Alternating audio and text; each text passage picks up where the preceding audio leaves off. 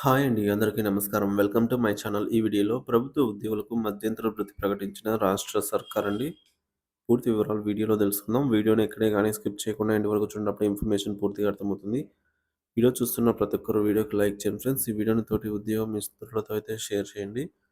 కొత్తగా మన ఛానల్ చూస్తున్నవారు ఇంకా సబ్స్క్రైబ్ చేసుకోకుంటే వెంటనే మన ఛానల్ అయితే సబ్స్క్రైబ్ చేసుకోండి. దీని ద్వారా నేను చేసే లేటెస్ట్ వీడియోస్ అన్నీ మీ వరకు రీచ్ అవుతాయి. ఇంకా ఆలస్యం చేయకుండా వివరాల్లోకి అయితే వెళ్ళిపోదాము. ప్రభుత్వ రంగ సంస్థల ఉద్యోగులకు ఐఆర్ బంపర్ ఆఫర్ 5% మధ్యంతర వృద్ధి. రాష్ట్ర ప్రభుత్వం ప్రభుత్వ రంగ సంస్థలైనటువంటి పిఎస్యుస్ ఉద్యోగ పెన్షనర్లకు 5% మధ్యంతర వృద్ధి ప్రకటించింది. ఈ తీపికం 2023 అక్టోబర్ 1 నుంచి అమల్లోకి అయితే వస్తుందని చెప్పింది. ప్రభుత్వ ఉద్యోగ పెన్షనర్లకు ఇచ్చిన విధంగానే ప్రభుత్వ రంగ సంస్థల ఉద్యోగుల పెన్షనర్లకు కూడా ఐఆర్ వర్తించనుంది.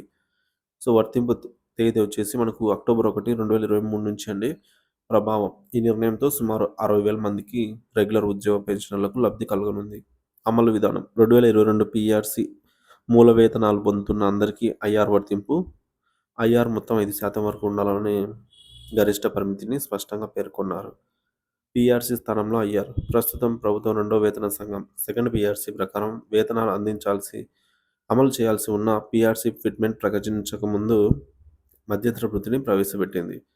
ఉద్యోగుల నిధుల స్థిరత్వానికి ఈ నిర్ణయం కీలకమైనదని అధికారులు పేర్కొన్నారు. ఈ చర్య ఉద్యోగులను శాంతపరిచే దిశగా ఉందని విశ్లేషకులు అభిప్రాయపడుతున్నారు. ఉత్తర్వుల ప్రత్యేకతలు. ఆర్థిక శాఖ ప్రత్యేక ప్రధాన కార్యదర్శి కె. రామకృష్ణారావు ఈ ఉత్తర్వులను జారీ చేశారు. ఐఆర్‌ను ప్రభుత్వ రంగ సంస్థల ఆర్థిక స్థితిగతులను పరిగణనలోకి తీసుకొని తగ్గించుకునే అవకాశం కూడా ఉన్నది. టీపీఎస్ఈఎఫ్ స్పందన. తెలంగాణ ప్రభుత్వ రంగ సంస్థ ఉద్యోగుల సమాఖ్య టీపీఎస్ఎఫ్ ఈ నిర్ణయాన్ని హర్షిస్తూ ముఖ్యమంత్రికి కృతజ్ఞతలు తెలిపారండి. చైర్మన్ బాలకృష్ణ గత ప్రభుత్వ రంగ సంస్థలను పట్టించుకోలేదు. సో, ప్రస్తుతం ప్రభుత్వం ఉద్యోగులను గౌరవించడంలో ముందుంది అని చెప్పారు. సెక్రటరీ జనరల్ జీవస్ ఈ నిర్ణయం ప్రభుత్వంపై ఉద్యోగుల నమ్మకాన్ని కూడా పెంచిందని పేర్కొన్నారు.